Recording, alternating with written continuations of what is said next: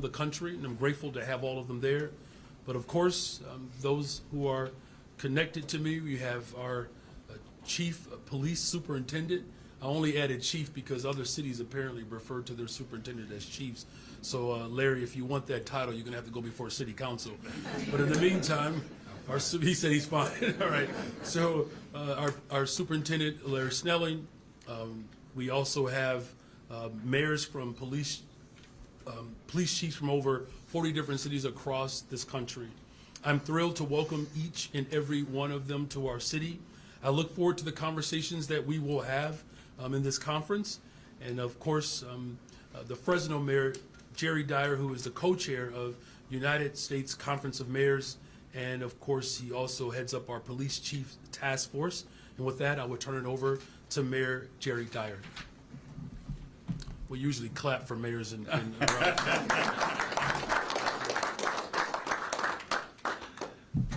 Thank you, Mayor. I appreciate that introduction. And before I make my comments, what I thought I'd do, even though there's a lot of them here, that I would have each of our mayors introduce themselves and what city they represent, and also to identify their police chief with them if, in fact, they brought them. So we'll start over here to the far left with any mayor that wants to start. Sure. Mayor, sorry. Shauna Smolik, Akron, Ohio, and our police chief, Brian Harding, is on the other side of the room. Mayor Katrina Thompson, the village of Broadview, Illinois, and police chief Thomas Mills. Mayor Angie Nelson Deitch, Michigan City, Indiana, and police chief Marty Forley. Nathaniel George Booker, Village of Maywood, Illinois, and Chief Elijah Willis. Mayor Vicky Skaman, Village of Oak Park, here with Chief Tanya Johnson. Mayor Travis Stovall, Gresham, Oregon, and my chief, Travis Goldberg. Mayor Stephen Reed, Montgomery, Alabama. My chief, Jim Grayboys from Montgomery. And Mayor Jim Ross, Arlington, Texas. I'm here with my chief, Al Jones. Mayor Valerie Mesqua, City of Santa Ana, California, with my chief, Robert Rodriguez. Mayor Joe Gannon, Bridgeport, Connecticut, with my chief, Rod Porter. Nancy Rotary, Mayor Highland Park, Illinois, with Chief Lou Johnson. Mayor India Kincannon, Knoxville, Tennessee. I'm Tom Cochran, the CEO of U.S. Conference of Mayors in Washington. Any of the mayors? Mayor Byron Nolan from the city of Inkster with my police chief, Tamika Jenkins. Any other mayors? And Fresno Mayor Jerry Dyer, and I have my police chief with me, Mindy Casto. So let me just kind of share with you. I spent 40 years in the Fresno Police Department, and the last 18 as a police chief, which is one of the reasons why I get to be the co-chair of the U.S. Conference of Mayors meeting for mayors and police chiefs. But I had the privilege of appointing two police chiefs, and also worked for 3 different mayors. So if anyone, I understand the importance of the relationship between mayors and police chiefs, which is all the more reason why we have these types of gatherings, so that police chiefs and mayors, quite frankly, can be on the same page when it comes to policing strategies, understanding best practices that are occurring across the country, and making sure that they agree on whatever policing strategies that they have. The truth is, mayors have a lot of responsibility. We're responsible for making sure our streets are paved, our signal lights are working, that we're in charge of our airports and other transportation.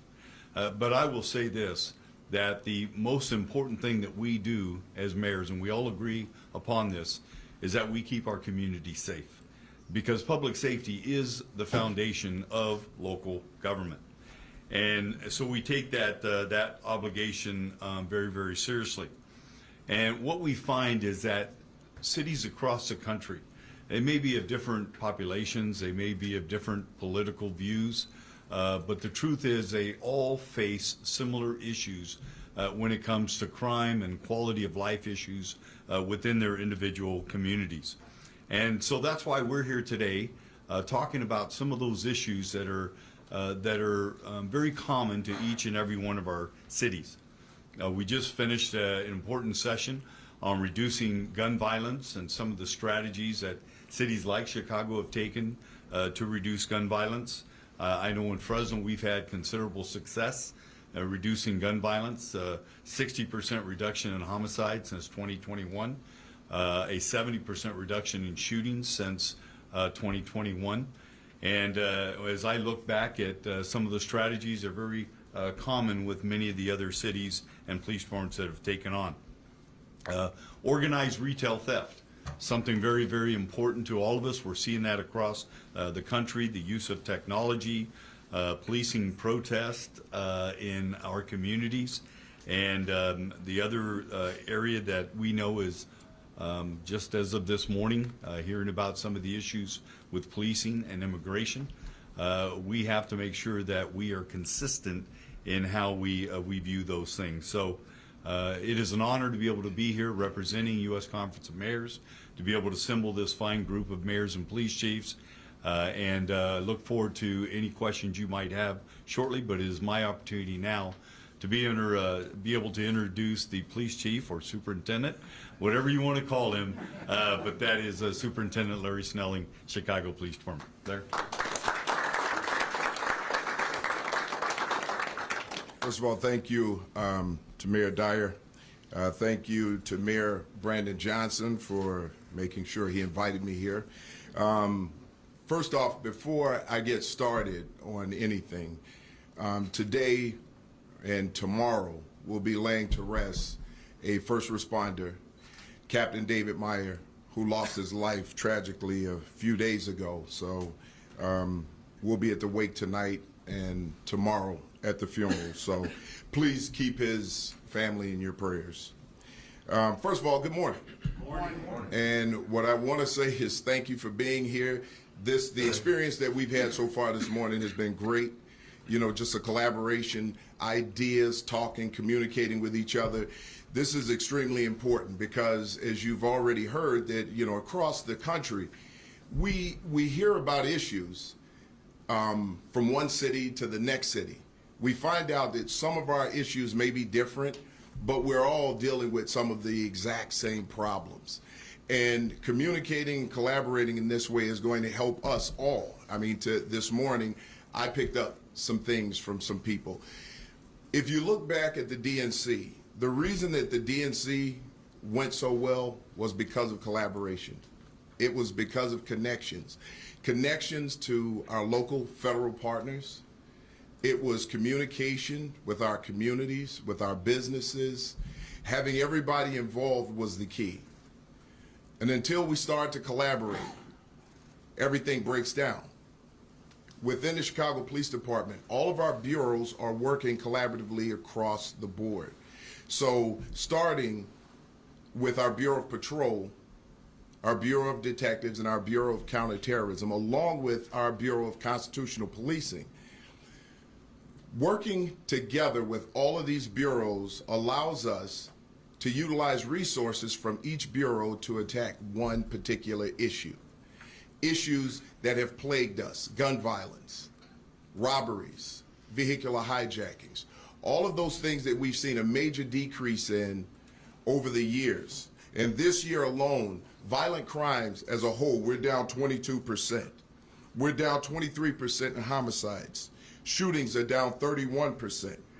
Our shooting victims are down 32%. And for Chicago, that means 214 less people shot this year in the first quarter than last year, comparatively. Our robberies are down 37%. This is a direct result of our robbery task force, our vehicular hijacking task force, utilizing air support to help us with these particular incidents.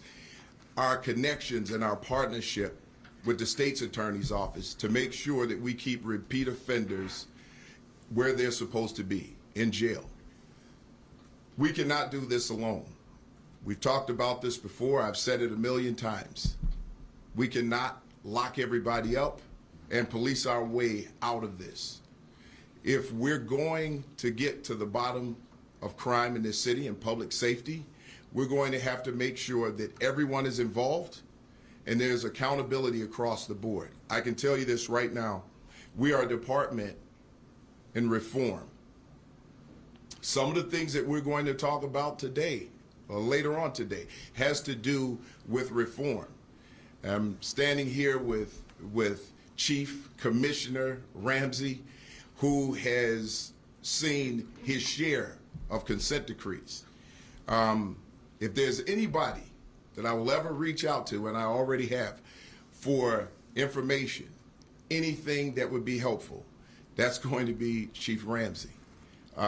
He started in this department when I was a young officer. I looked up to him, and he does a great job of making sure that he reaches out to every department that he can. And I know he gets it. He really does. He understands. This is a heavy job. It's a heavy lift for our officers. It's a heavy lift for our mayors to run cities with different voices, people wanting different things. We can sit down, have a conversation with each other, educate each other. And when we do that, we're better for it. This is what's going to help us create better relationships across the board, and it's going to help us get to the bottom of public safety. So thank you everyone for being here. I'd like to thank all of the mayors and all of the chiefs for being here, because this is not an easy job, but I appreciate the collaboration, I appreciate the work, and I appreciate the greatest city in the world hosting this right now. I'm sure some of them would disagree, but this is the most beautiful city in the world. So thank you for that. And with that, I'm going to turn it back over to Mayor Brandon Johnson.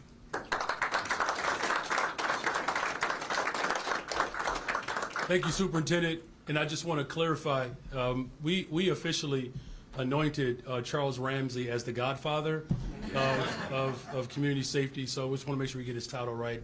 So great to have all these mayors in the city of Chicago. It makes my job a little bit easier over these next couple of days because all of these mayors will be helping me run the city.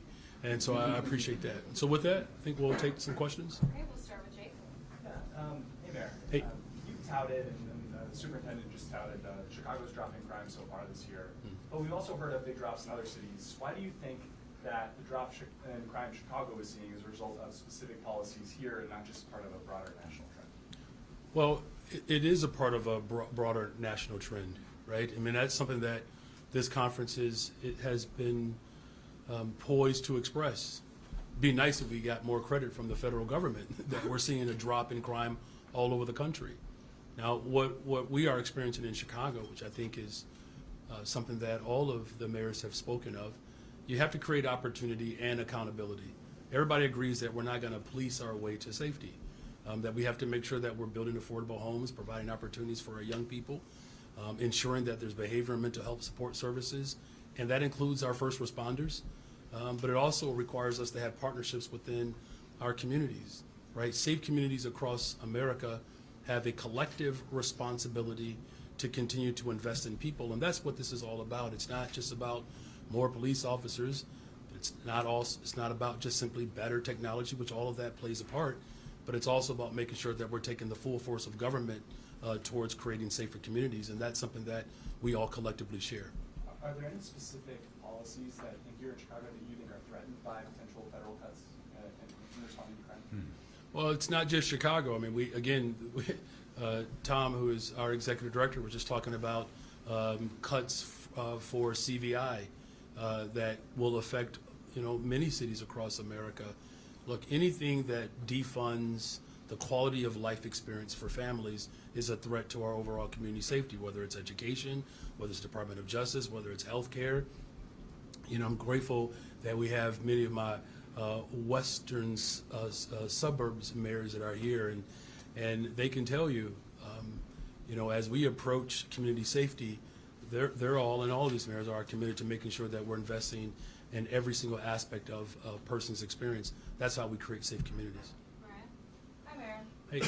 How close are you to a substitute ordinance to Alderman Hopkins' proposal to allow CPD to institute immediate curfews for kids? Do you expect to see a vote on that Wednesday? And have you heard from any leaders here perhaps on a successful curfew ordinance that's helped, curb crime among teenagers? Well, we do know that our young people are valuable assets to all of our communities. And all of the mayors here have expressed a commitment to ensure that our young people are fully supported, and their families are. What we have not seen, and I speak for the city of Chicago, where lowering a curfew is going to change the outcome of the type of activity we've seen in certain sections of the city. I can speak from a very personal level. This is not something that is unique to Streeterville or downtown. I can tell you there's been large gatherings around the city of Chicago that sometimes break out as a result of someone's birthday party. People hang around a little bit longer, more people come over, and then things begin to spill out into the streets. One of the things that I know we see in major cities, I can speak about the city of Chicago, sometimes there are memorials that happen where a loved one is lost and people gather to remember their honor. There are a lot of different type of gatherings that take place, and we have not seen any substantive evidence that lowering the curfew is going to change that. Now, as far as my commitment to collaborating and working with the alder, I've made that commitment from the time that I've been mayor, and so we're going to continue to work with all of the alders to ensure that our young people have opportunities, but yet that they have accountability if certain occurrences like that do take place. My second question is for Superintendent Snelling. Superintendent, do you feel that you and your police department need the power to issue an immediate curfew for kids? And is that different at all from powers the department already has to issue dispersal orders or arrest people for disorderly conduct? Well, the first thing is to define immediate. We're as the Chicago Police Department, we're well aware that we need notice, signage, things of that nature, and those are the things that we're looking at. So we don't want to put a parent in a position where they take their kids to a particular location, maybe to a movie, and when that movie lets out, there's a curfew that has been imposed. We're looking to do that based on intel and things that we think are going to happen or things that we know could happen. What we want to do is prevent violence. We want to prevent young teens who are coming down to wreak havoc on the city to not form up. So if we have the information ahead of time, that's going to help us prevent anything from happening. As you know, if we wait for it to happen, there's a possibility that it could end in violence. And that's what we're trying to avoid. What we want to do here is make sure that we keep everyone in the city safe, because public safety is number one. And we don't want anyone showing up, because we've had a couple of incidents that have ended in shootings.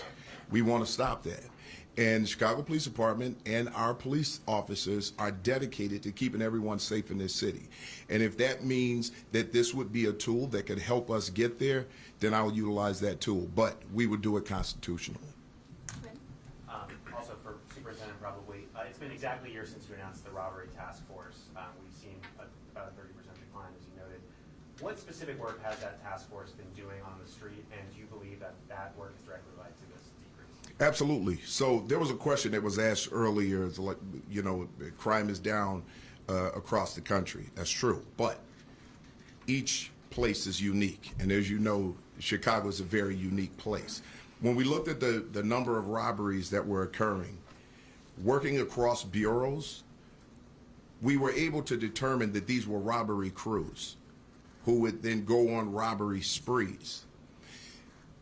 When we would catch some of these individuals, they would be released, and then they would offend again. So we've worked closely with everybody across the bureaus and with the state's attorney's office to make sure that we're holding people accountable who are committing these robberies. Because one of the things that we know about armed robberies, those things can turn into a shooting in a minute. And what we don't want are people being harmed, because the trauma of someone who has been robbed, period, affects them forever. So we want to make sure that we keep repeat offenders off the street. That's number one. Number two, our air support has been very helpful, because we know that a lot of these crimes were being committed in stolen cars. And as being opposed to our officers always having to pursue these vehicles, in vehicles, which could now place people in danger, we have air support, because these individuals, to get away, will drive recklessly, and they don't care who they hurt to get away. So we want to make sure that we're being as responsible as we possibly can, and our officers are working hard to keep them off the street. Is that air support from the new helicopter from last year? Yes. That has made a definite impact. We have 3 new helicopters. It has made a major impact. We're utilizing them the best way that we can to make sure that when someone commits a robbery, a vehicular hijacking, that we call for air support. Our officers do it all the time. They pursue the vehicle from the air. Our officers get to the location, and they're able to make arrests under those circumstances. One area that has seen some spikes in some neighborhoods are burglaries, especially on small businesses, smash and grabs. Do you feel like some of these robbery crews have shifted to burglaries, and if so, how do you combat these new crimes? Well, the smash and grabs and the burglaries have always been there, but I'll tell you right now, that hasn't been an increase.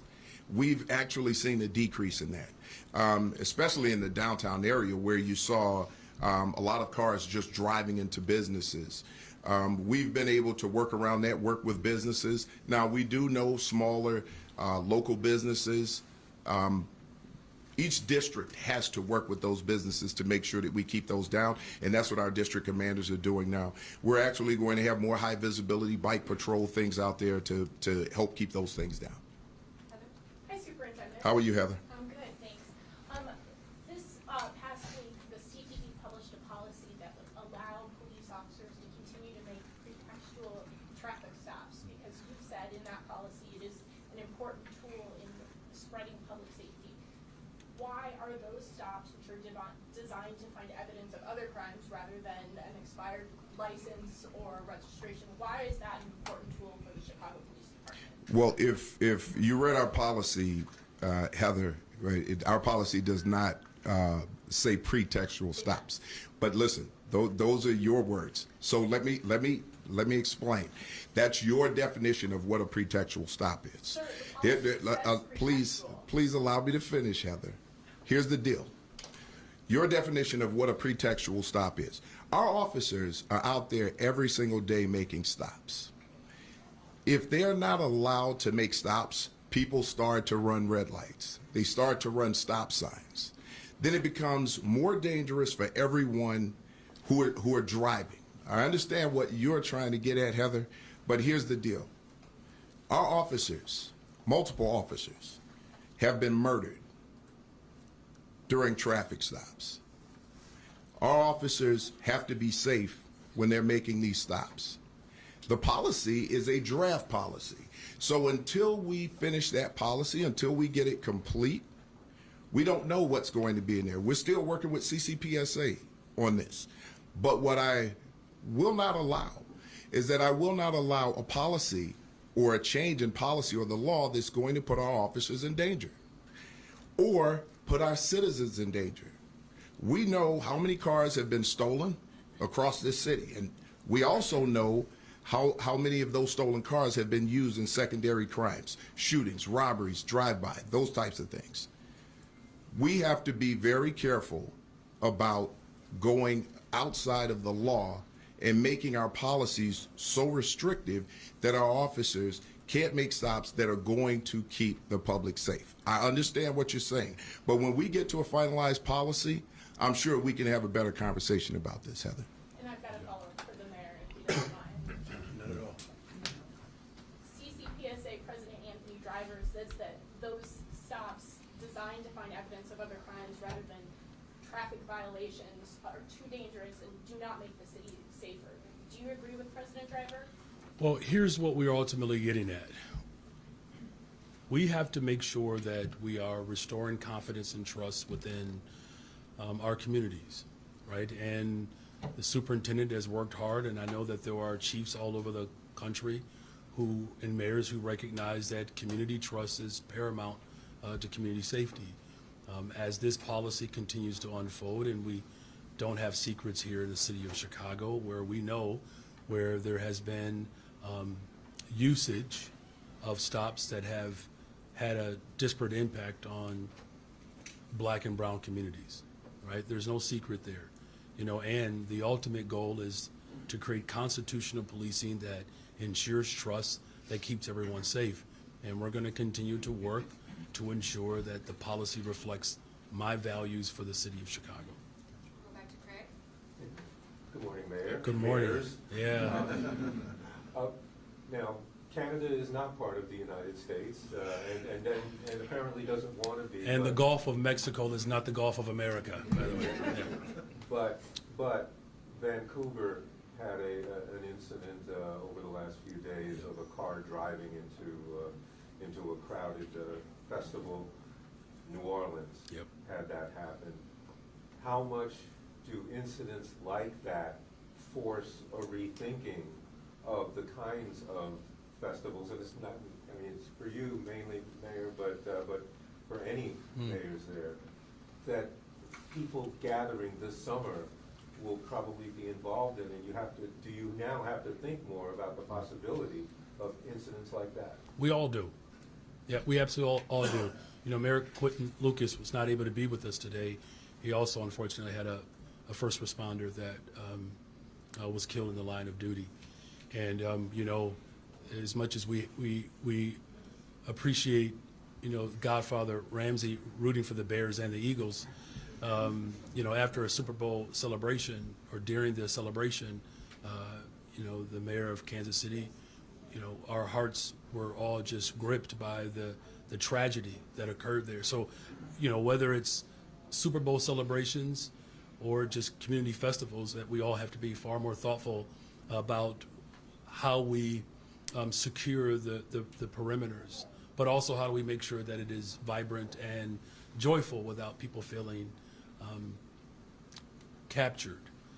So, you know, we talked about ways in which we can better utilize city infrastructure to help keep people safe, and the barricades and ballards. And so that is a part of an ongoing discussion around how we keep people safe during these festivities and celebrations without it coming across as a concentration space. So it's something that we think about all the time. I mean, because it's not just these festivals or even celebrations.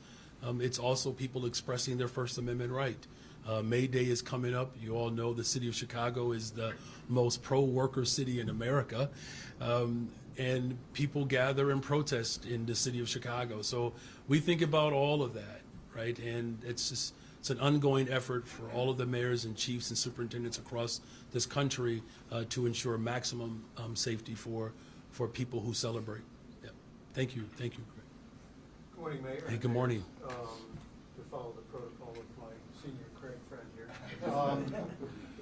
Mayor, we're hearing this morning that the White House telling us that the president is expected to sign a couple of more executive orders, one that would strengthen law enforcement, and I don't have a whole lot of details, so I'm telling you what I know, but strengthen law enforcement, pursue criminals, and then publish a list of state and local jurisdictions that obstruct immigration laws. Seems like just following up on the lawsuit. What are your concerns about what this could actually mean for Chicago, and is anything policy-wise going to change with stepped up efforts by the company? Well, look, let me start off with some wishful thinking and being hopeful that every single mayor across this country, we need our federal government to invest in our cities. I think there's a broad agreement around that, and this is a nonpartisan group that recognizes that our cities, cities build continents, right? We are the driving force of government. And what, you know, and I don't have all the details either around these executive orders. What I will just emphasize is that immigration policy is a federal responsibility. Like, there are enough responsibilities that mayors have. Same thing with our police department. There's enough responsibilities that they have. We're here gathering as a conference to come up with solutions of how we can collaborate that alleviates some of the pressure and tension that mayors and chiefs and superintendents have. We're not going to police our way out of it. The fact that across the board, this was asked earlier by one of your colleagues, that violent crime is going down across America, it's proof positive that when we collaborate and work together, make the critical investments that are needed, making sure that our police departments have the tools that they need, and we're moving constitutionally, we are getting good results. And so you know, the impact that that could have on our cities, you know, I don't want to sound hyperbolic, but we do have to sound the alarm that all of us are here today because we know that collaboration allows us to build solutions collectively to respond to the critical challenges that we're all facing. You know, so, you know, the federal government has to do its job by passing comprehensive immigration reform policy. They can do that. To me, it is one of the laziest forms of government. As mayors, we don't sit around and think about executive orders, right? We actually have to work hard every single day to work with city council, to work with community groups. We need this administration to recognize the power and the value of the U.S. Conference of Mayors. We've put forth solutions that the federal government can institute. Listen to the mayors who run the cities across America. Yeah, please, Mayor Dyer. Thank you.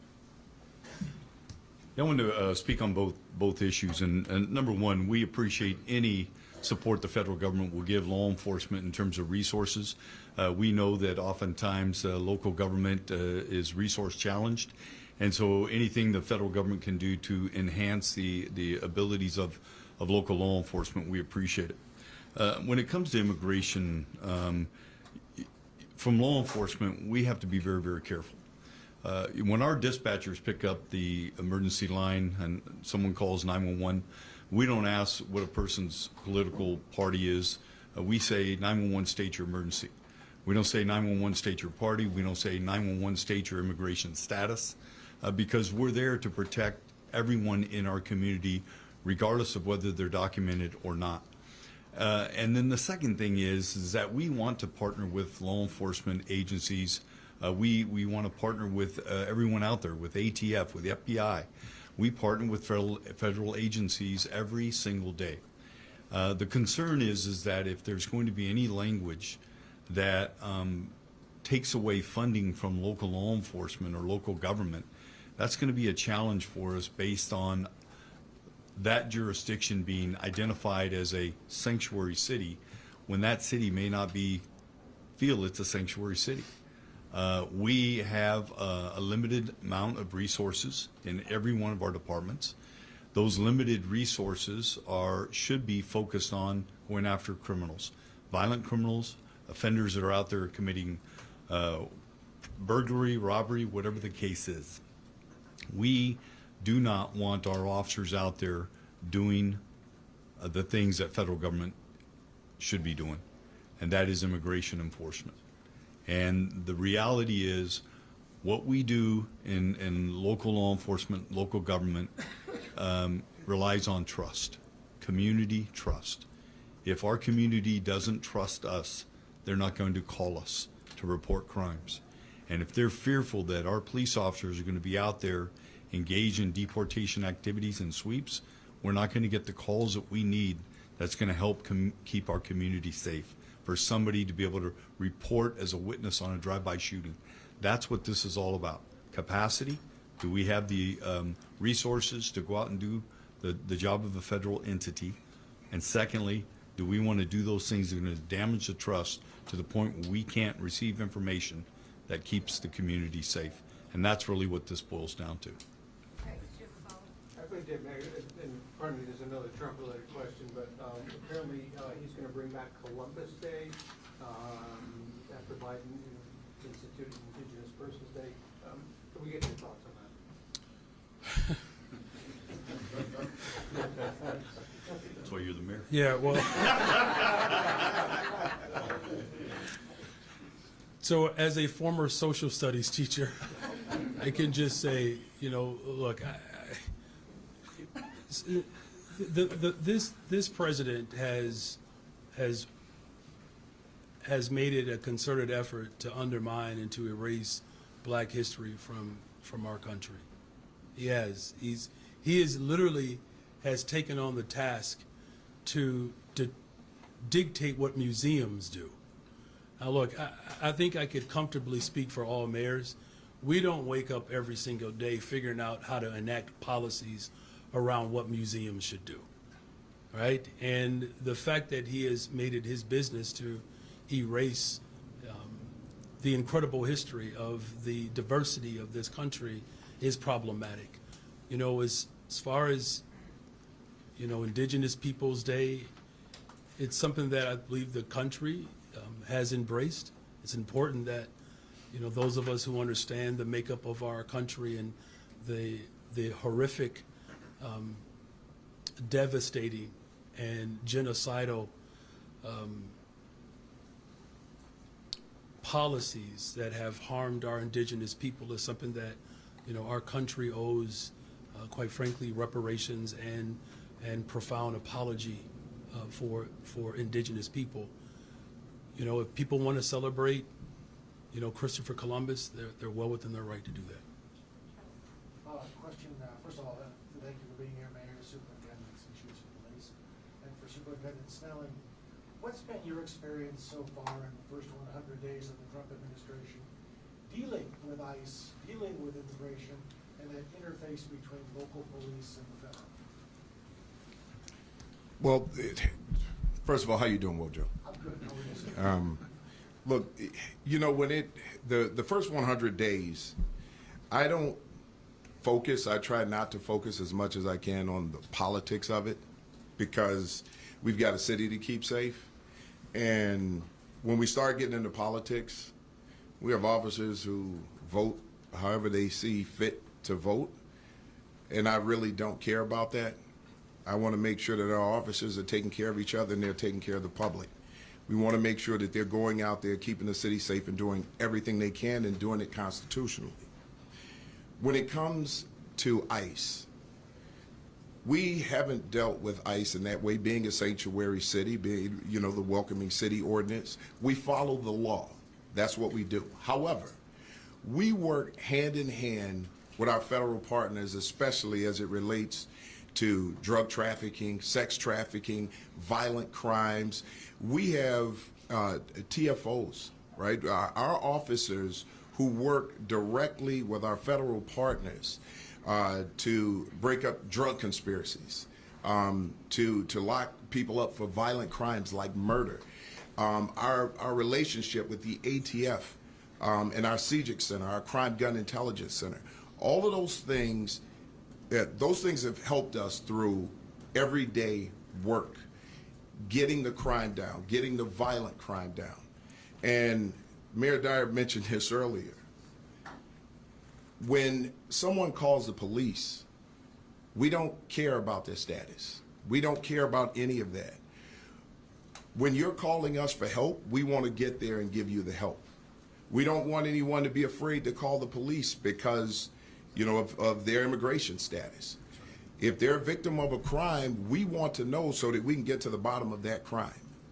The key here is to get violent offenders off the street. So we're going to continue to do what we do as a police department. There are some things that are beyond our control. But what isn't beyond our control is the resilience of those officers to get up and go back out there and do it every single day. And we're going to continue to do that, and we're going to continue to serve the city regardless of what the politics are around it. We're here to make this city safe, to be partners with our community members, and we want people to be able to walk their kids to school without looking over their shoulders. And if I can follow up with Mayor Johnson, there's been a carrot and stick approach on the part of the president. The stick has always been withdrawing the funding from sanctuary cities. Is Chicago financially prepared for the possibility that it could have federal funds withdrawn as a result of its sanctuary city status? No city can prepare for federal withdrawal of resources. Let's just let that question sit for a second, though. Cities are being threatened by the federal government to withdraw resources that ultimately will hurt our cities. That's the type of administration that we're dealing with. Now, you all in Chicago know that I've said repeatedly, there are those in power at the federal level that have refused to accept the results of the Civil War. They have. And they're working to relitigate it. And they're attacking cities. Now, you've heard from police chiefs, Superintendent Snelling, mayors, who approach community safety not on a partisan basis. So what are we going to start doing?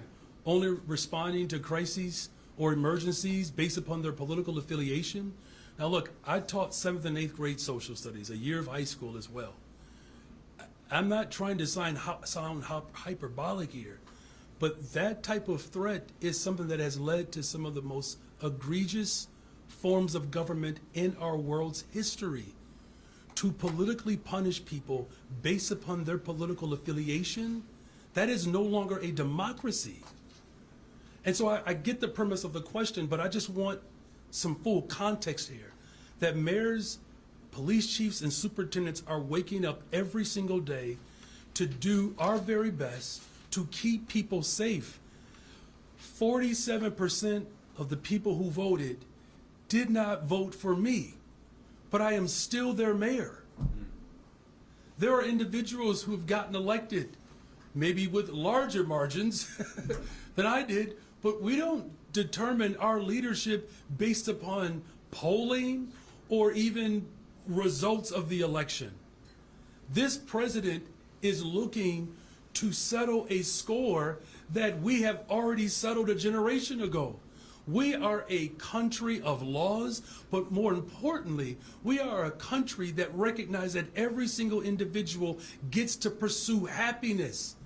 How is that allowing cities to govern in a way to put forth policies that allow people to pursue happiness? That's ultimately what we're trying to do as mayors and police chiefs and superintendents. And so, of course, you know, the ideal of our tax dollars, and we send billions of them to the federal government, that would be withheld because of politics, because of someone's political views or local ordinances. That is not only raggedy, but it is the most dangerous form of government that we've seen in a generation. Look, you all know how I feel about this. This president is off. He's just off. But this conference is about collaborating and bringing our ideas together to ensure that we maximize security. If the city council does indeed pass a version of the teen curfew ordinance that includes a lowering of the curfew, would you veto that? This is about keeping people safe. That's the ultimate goal here. Look, everybody knows, and I know a lot of mayors who are doing this around the country are investing in youth summer jobs, investing in our education system. Some of these mayors don't have, you know, that type of direct control, but we're finding ways around this country to invest in people. This is about keeping people safe.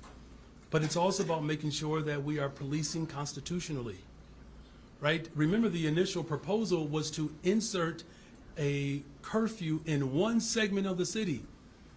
Now, look, that is irresponsible. I don't even know if it's constitutionally permissive, right? So this is about keeping people safe. I've brought people together to come up with a plan that ensures maximum safety, and you know, we'll see what that product ultimately lends itself to be. And that's what I'm getting at. You haven't always been aligned with the city council on police and public safety issues, right? What do you mean by that? I'm thinking of the shot spotters vote. That was really about, the shot spotter really was about what the people of Chicago voted for. I ran on eliminating something that didn't work. But I'm saying the city council did approve that ordinance. Approve what ordinance? Approve what ordinance? Approve what ordinance? For shot spotter? Yes. No, there was no ordinance for shot spotter. They don't have the ability to control that. That's why it's not with us anymore. They tried to give Superintendent Snelling the Which was illegal as well, right? But I'm getting at, they passed an ordinance. They didn't pass an ordinance, right? Because technically it wasn't legal, right? So they can't give authority to someone that I have the authority to do. But go ahead with your question. Do you, I guess in a similar vein, do you think if there's an ordinance that does lower the curfew, that would be not legal? Would you veto that if it comes to? This is about keeping people safe. Now, one thing I can say for sure, the mayors and the chiefs do not have curfews. They can spend as much money as they want all throughout the night, because I'm going to need that revenue to continue to invest in people. All right. Superintendent Snelling, I was told by the alder who was presenting a sort of a modified version of the curfew ordinance that was done in conjunction with talks with your department, and that he didn't want to propose anything that wouldn't be helping CPD do its job better. Do you believe that proposal that would allow sort of snap curfews to be stated by someone from your department Would that be helpful? So here, the first part of your question, yes, we have had these conversations because they're important. And it's important to educate everyone around the laws and the way that we police constitutionally, right? What I didn't want to do is have a situation where there's one particular part of the city where a curfew can be imposed and not everywhere else in the city, because there are other places in the city that have seen those types of similar gatherings.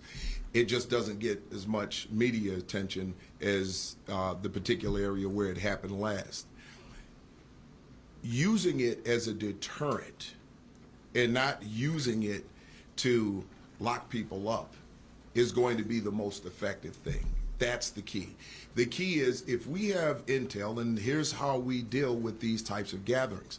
When we get intel, when we get information that these things are going to happen, there are flyers that go out, and some of these things, have violence associated with it. So we know that the people who are following those flyers showing up there, they're going down there to perform some of the things that are being requested on this flyer. When that happens, we want to make sure that we have tools in place to prevent it from happening. That's it in a nutshell. What we don't want are people, and especially our youth, who are down there just trying to have a good time, getting caught up in the shuffle. So those are the things that we want to avoid. So we will be very careful, regardless to what happens.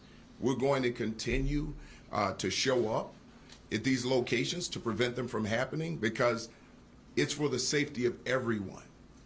Our citizens who are walking, our residents, and the kids who actually show up. We know that fights break out. There's a lot of violence associated with it. So we want to make sure that we have tools in place to prevent these things from happening. But we will do this constitutionally. Would that proposal be a tool for you? Do you see it as a tool?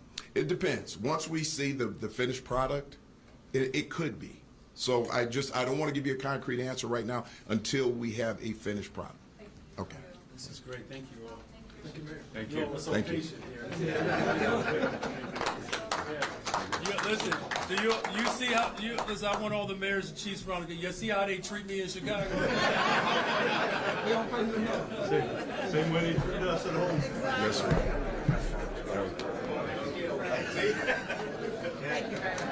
Yes, sir. Appreciate you.